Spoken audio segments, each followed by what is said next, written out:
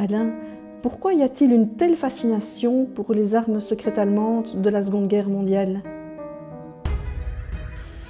S'il y a une telle fascination pour les armes secrètes allemandes durant la Seconde Guerre mondiale, c'est en raison de l'attrait du public qui est véritablement fasciné par la technique germanique qui se trouve à ce moment-là confronté à une situation stratégique extrêmement périlleuse.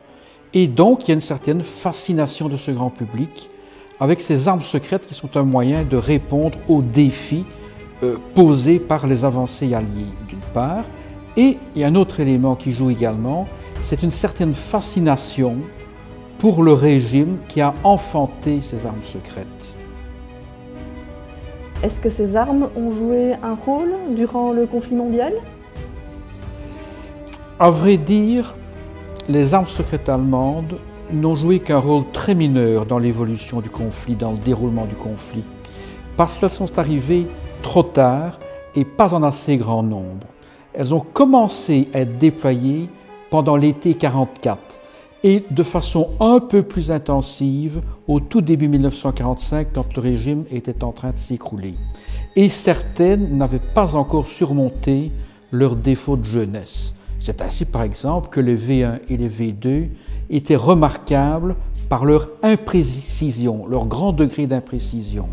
Et enfin, dans le cas par exemple du Messerschmitt 262, qui est un avion à réaction, un chasseur à réaction, déployé assez abondamment, il était encore en rodage en fait.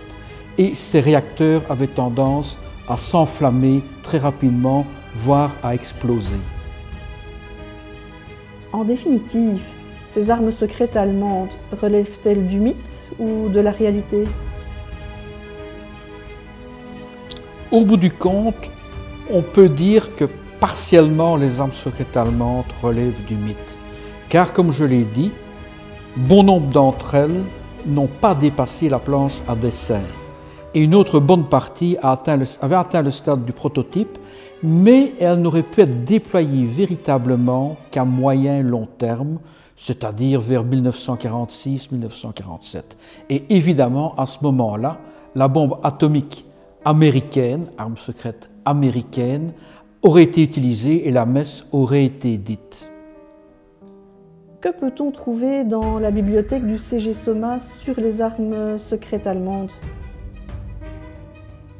Il faut savoir que la bibliothèque du CG Soma répond à la mission d'État du centre, du CG Soma, qui n'est pas de se consacrer au militaria, à l'histoire des armements, mais bien à l'impact des guerres sur les sociétés civiles. Et le centre a accumulé un certain nombre d'ouvrages sur les armes secrètes, mais un petit peu en catimini, de façon relativement modérée pour ne pas marcher sur les pieds d'autres institutions existant déjà au moment de sa création. Ce qui n'a pas empêché notre institution d'avoir plusieurs dizaines de titres sur les armes secrètes allemandes, en néerlandais, en français, en allemand et dans une moindre mesure en anglais. Nous sommes toujours preneurs d'ouvrages, de bonnes études sur les armes secrètes allemandes via l'antiquariat, via les dons et les legs que nous pourrions avoir, car comme vous le savez, nos moyens budgétaires ne sont plus illimités.